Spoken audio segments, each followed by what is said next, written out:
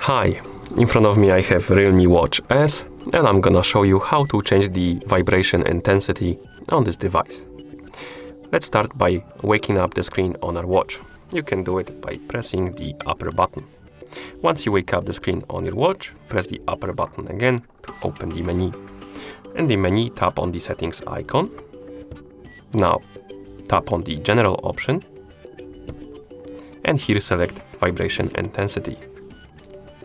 And right here we can select the intensity of vibration.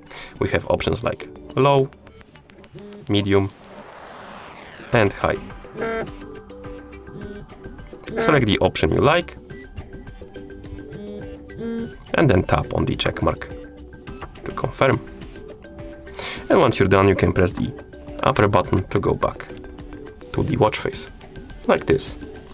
And that's how you change the vibration intensity on this device.